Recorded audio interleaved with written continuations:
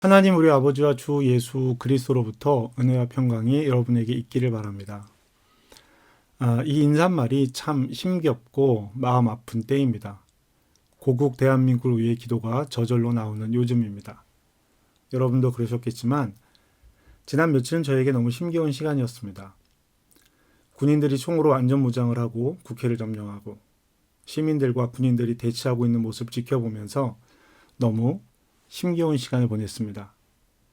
지난 며칠간은 자고 일어나면 어떤 일이 생겼을까 뉴스부터 열어보았습니다. 자다가도 일어나서 뉴스를 열어보았습니다. 이유가 무엇이든 누구의 잘못이고 누가 무엇을 어떻게 했든 그 어떤 이유든지 간에 내 나라의 군인들이 내 나라의 시민들에게 총을 겨누는 것 지켜볼 수 없는 일입니다. 군인들이 국회를 침탈하는 모습을 지켜보는 것 너무나도 힘든 일입니다. 적군도 아닌 자국의 군인이 자국민을 향해서 이러한 일을 한다라는 것은 있을 수도 없는 일입니다. 어떠한 이유에서든지요. 여러분, 고국 대한민국을 위해서 기도합시다. 앞으로 이 일은 어떤 일로 어떻게 진행될지 아무도 모릅니다. 예상할 수 없는 일들이 우리 앞에 놓여 있습니다. 고국을 위해서 기도해 주시기를 부탁드립니다. 어떤 국가든지 간에 시작과 끝은 있습니다.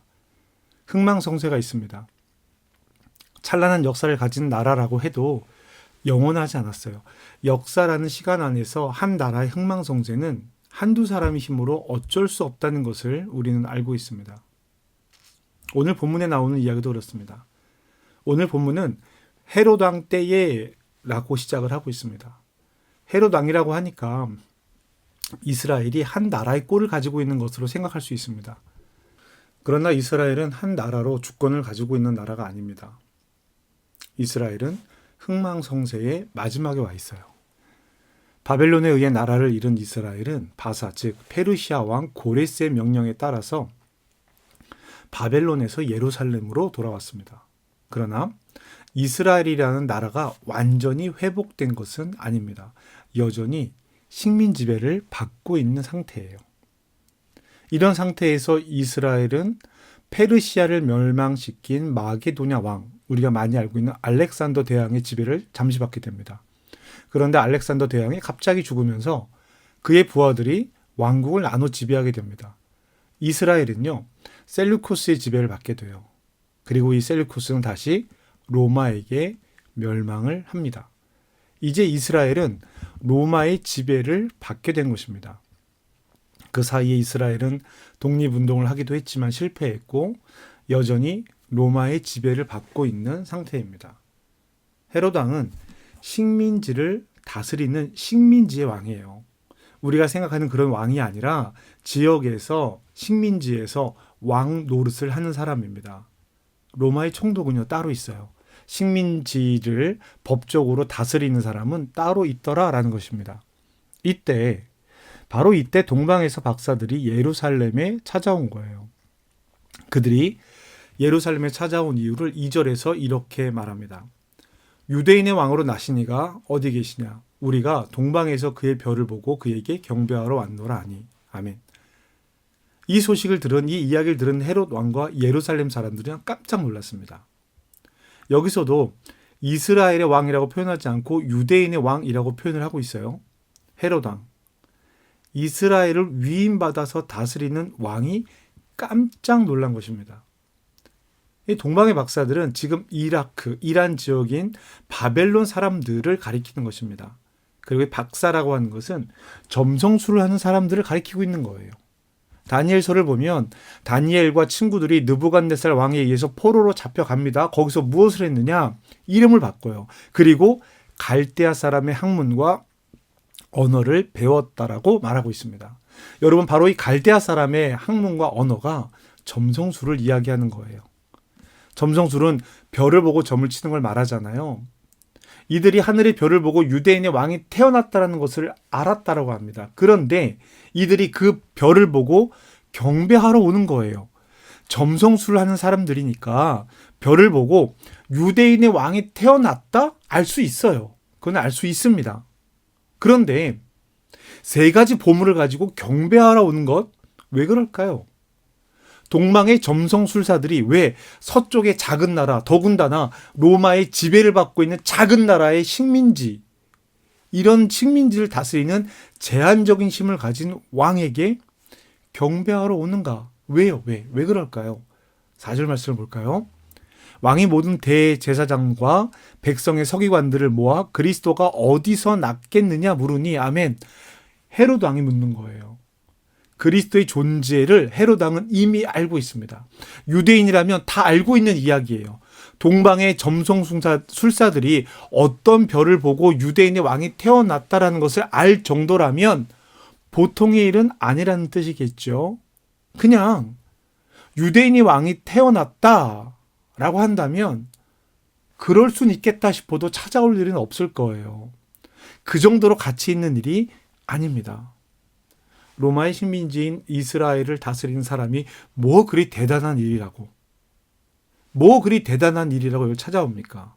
대단한 일이 아니에요. 그런데 그런 일이 생겼다. 그것은 특별한 일입니다. 그 특별한 일이 무엇입니까? 6절은 이렇게 이야기합니다. 또 유대 땅 베들레헴아 너는 유대 고을 중에서 가장 작지 아니하도다. 내게서 한 다스리는 자가 나와서 내 백성 이스라엘의 목자가 되리라 하였음이니이다. 아멘. 여러분, 이 말씀은요, 미가서 5장 2절에 기록된 말씀입니다. 2절에는 이 장소를 특정하는 내용이 나와요. 장소를 특정하는, 베들레헴이라고 장소를 특정하죠. 그 베들레헴에서 어떤 일이 일어날 것인가? 그것이 미가서 5장 3절 4절에 기록되어져 있는 내용입니다. 그러므로 여인이 해산하기까지 그들을 붙여두시겠고 그 후에는 그의 형제 가운데 남은 자가 이스라엘 자손에게로 돌아오리라. 그가 여호와의 능력과 그의 하나님 여호와의 위엄을 의지하고 서서 목축하니 그들이 거주할 것이라. 이제 그가 창대하여 땅 끝까지 미치리라. 아멘. 여러분, 이 이야기가 미가서에 있는 이야기지만 헤롯 왕 당시 이스라엘 사람들은 다 이 이야기를 알고 있다라는 전제에서 이 말씀을 이해해야 합니다. 헤롯 왕 당시 사람들은요, 미가 5장의 말씀을 다 알고 있었다라는 이야기예요. 그리고 기대하고 있었습니다. 헤롯 왕은 대제사장과 서기관들을 모아서 앞뒤말을 다 자르고 그리스도가 어디에 났느냐라고 물은 거예요. 3절, 4절에 기록된 내용이 그리스도라는 것을 말하고 있는 것입니다. 5절은요, 미가서 5장 5절은 이것을 더욱더 분명하게 말합니다. 이 사람은 평강이 될 것이라. 5절은 이렇게 시작합니다. 이 이야기를 다 포함하고 있는 내용이 그리스도가 어디에 날 것이냐라는 질문이고 그 질문에 대한 대답이 베들레헴입니다. 이 짧은 대화에 단순히 유대인의 땅의 식민지의 왕이 아니라 그리스도에 대한 모든 이야기가 다 담겨져 있는 거예요. 헤롯 왕이 알고 있고 대제사장이 알고 있고 서기관들이 다 알고 있고 백성들도 알고 있는 이야기입니다. 그러나 기대하는 바는 달랐죠. 헤롯 왕은 이 이야기를 반대하는 사람입니다. 내 왕권이 뺏길 수 있으니까요. 반대하는 사람입니다. 그리고 다른 사람들은 기대할 수 있죠. 여러분, 그런데 그 빛을, 동방 박사들이 그 빛을 보고 따라온 것입니다. 지금 이스라엘은 어떤 상태인가요? 매우 어려운 상태라고 말씀드렸죠. 캄캄한 밤처럼 빛도 없고 희망도 없는 상태입니다. 어둠. 이스라엘은요, 어둠 한가운데 있습니다. 여러분, 제가 독일에 와서 좋았던 것 중에 하나는요, 밝게 빛을 내는 밤하늘의 별과 달을 보는 것이었습니다.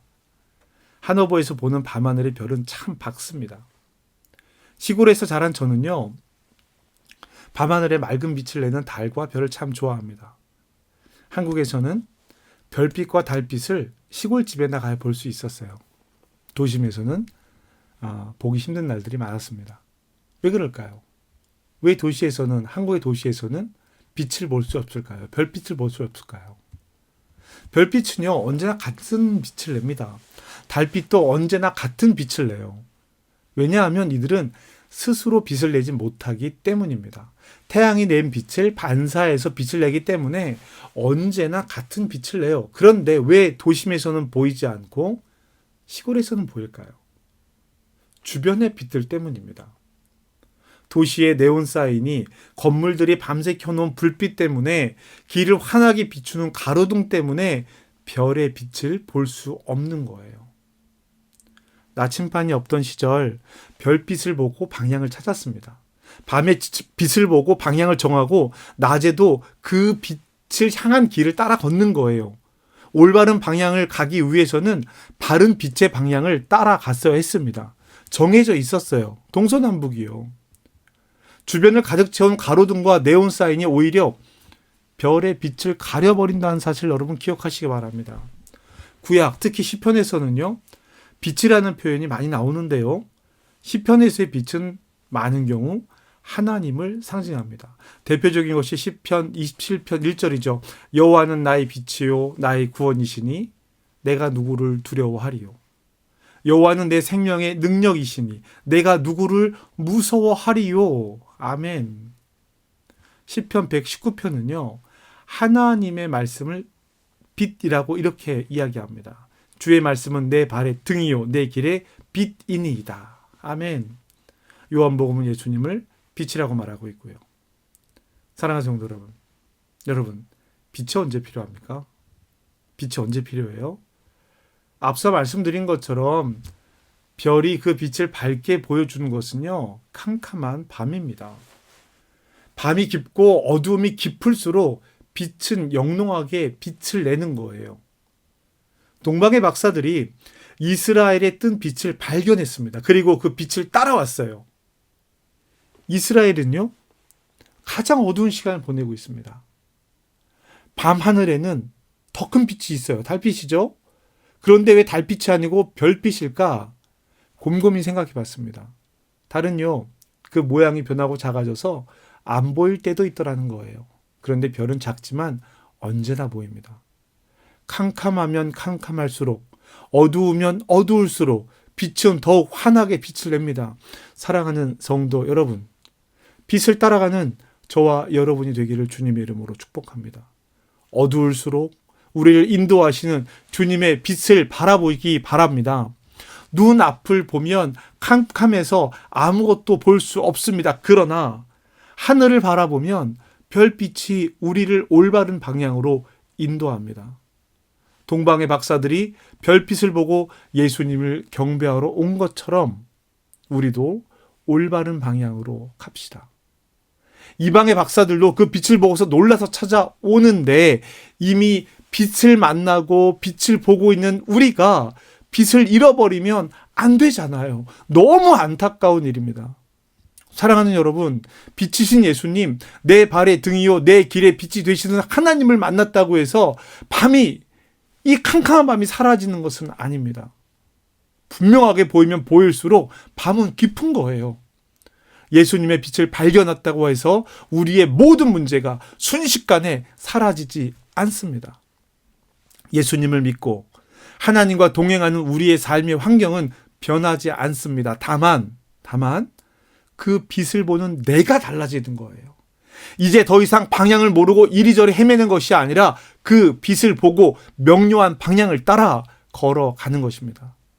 아무리 캄캄한 어둠이라고 해도 별빛을 막을 수 없습니다. 아무리 거센 비바람이 불고 구름이 잔뜩 하늘을 가려도 별빛은 사라지지 않습니다. 때로는 비를 맞을 수도 있어요. 바람에 옷깃을 여밀 수도 있습니다.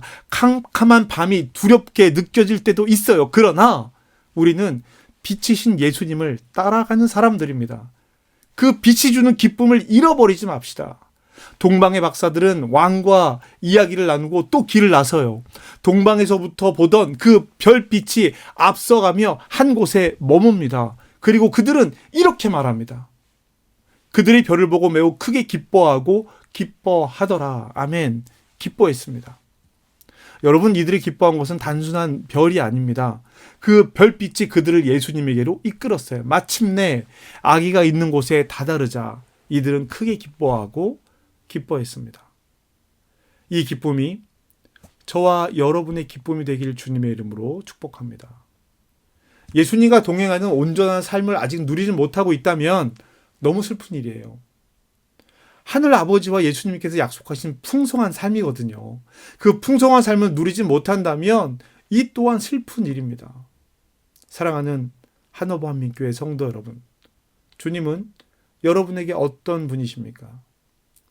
비록 우리가 캄캄한 밤에 있을지라도 빛을 잃어버리지 맙시다. 어떻게 하면 빛을 잃어버리지 않을 수 있을까요? 어떻게 하면 어두움을 물리치기 위해서, 어두움이 두려워서 캄캄한 밤을 걷고 있는 우리들이 어떻게 하면 빛을 찾을 수 있을까요? 여러분, 어두움을 물리치기 위해서 켜놓은 불, 어두움이 두려워서 내 주변에 나를 밝게 하려고 환하게 켜놓은 불을 꺼야 합니다. 꺼야 해요. 그래야 밤하늘의 별이 보이는 거예요. 이렇게 하면 어두움이 지나고 환하게 될까요? 내 주변에 불을 끄고 밝은 별빛을 보면 그렇게 될까요? 이렇게 하면 길을 찾을 수 있을까? 이렇게 하면 문제가 해결될까? 이렇게 하면 내가 바라는 일들이 해결될까? 이렇게 하면 평안하게 누리며 살 수 있을까? 두려움으로 인해 켜놓은 불들을 하나씩 꺼갈 때 하늘의 별이 보이기 시작합니다. 2024년 대강절의 두 번째 주일을 보내고 있습니다. 이미 오신 예수님의 오심을 기다리는 대강절을 보내고 있는 거예요. 우리가 기다리는 성탄은요, 이미 온 날입니다. 다시 올 날이 아니에요. 그러면 우리가 이 대강절을 왜 기다려야 합니까? 이미 오신 예수님을 왜 기다려야 합니까? 그래요. 다시 오실 예수님을 기다리는 마음으로 오신 예수님의 날을 기억하는 것입니다. 주님은 우리에게 약속하셨어요. 우리에게 다시 오심을 말씀하셨습니다. 그리고 우리는 지금 그 약속을 믿고 그 빛을 따라 걸어가고 있는 중입니다. 그리고 마침내 그 빛을 보고 기뻐하고 기뻐할 것입니다. 다시 오실 주님을 기다리며 예수님께서 우리에게 보여주시고 알려주시고 살라고 말씀하신 하나님 나라 복음을 살아가는 저와 여러분 되길 주님의 이름으로 축복합니다. 우리는 그 길을 걸어가야 돼요. 우리는요, 지금 어두운 길을 걸어가고 있습니다. 그러나 우리는 빛을 보고 걸어가고 있습니다. 함께 이 길을 걷고 있는 저와 여러분에게 하나님의 도우심이 함께하길 간절한 마음으로 축복합니다. 여러분, 다시 오실 주님을 기다리는 방법, 오신 주님께서 하신 일을, 가르치신 일을 따라가는 겁니다.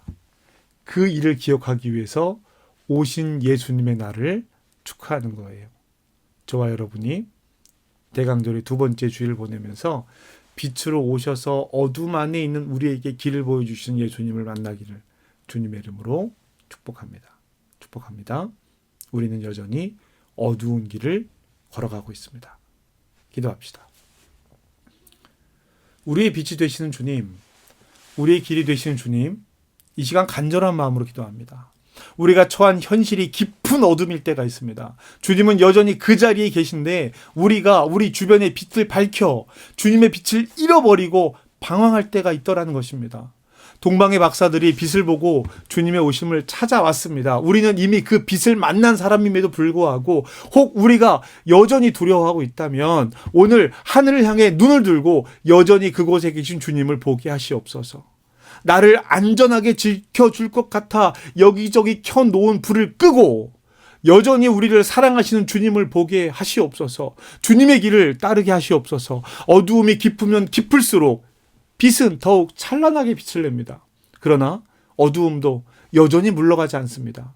어두움 때문에 빛을 잃어버리지 않게 하시옵소서. 어두움 때문에 빛의 길을 놓치지 않게 하시옵소서. 다시 오실 주님을 기다리며 이미 만난 주님, 이미 만난 하나님 나라 복음을 살게 하시옵소서. 어두운 길을 가고 있지만 빛을 따라가게 하시옵소서. 빛을 따라가는 기쁨으로 풍성한 삶을 살게 하시옵소서. 예수님의 이름으로 기도합니다. 아멘.